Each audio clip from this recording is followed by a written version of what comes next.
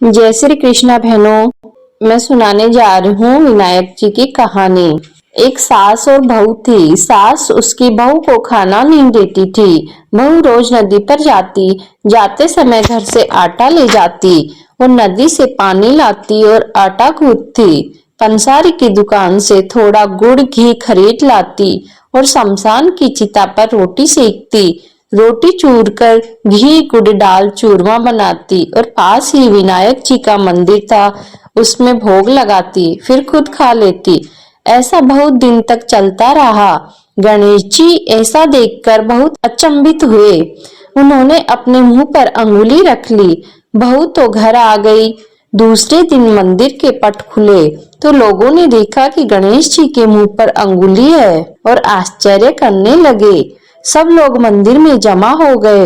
वह कहने लगे कि जो कोई विनायक जी के मुंह से अंगुली उठाएगा उसे इनाम दिया जाएगा। सभी ने अपनी अपनी कोशिश की पर कोई फायदा नहीं हुआ। बहू ने अपनी सास से कहा, मैं हटा दूंगी। सासू बोली, इतने बड़े बड़े कुछ न कर सके तो तुम क्या करोगी? पर बहू ने कहा कि मैं गणेश जी के मुंह से अंगुली उठा दूंगी। गांव वाले मंदिर के आंगन में एकत्रित हो गए। बहू आई, निज मंदिर में जाकर कपाट बंद कर लिए और गणेश जी से बोली, मैं मेरे घर से आटा लाती, नदी से पानी लेती हूँ, पंसारी से गुड़ घी लाती और चिता पर रोटी सेकती हूँ। इसमें आपको क्या आपत्ति है?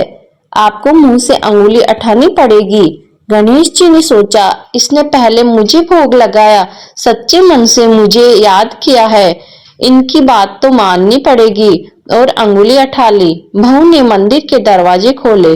लोगों ने कहा कि विनायक जी ने अंगुली उठा ली है। गांव वाले कहने लगे, बहू तू क्या जादू टोना करके आई जिससे विनायक जी ने अंगुली उठा ली? बहू ने कहा, मेरी सास मुझे भोजन नहीं देती थी, तब मैं घर से आटा, नदी से पानी और पंसारी से घी गुड़ लाकर चिता पर रोटी सेकती हूँ।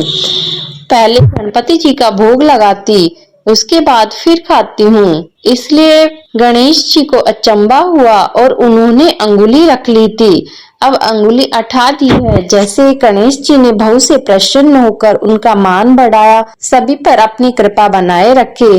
जय विनायक जी महाराज की जय।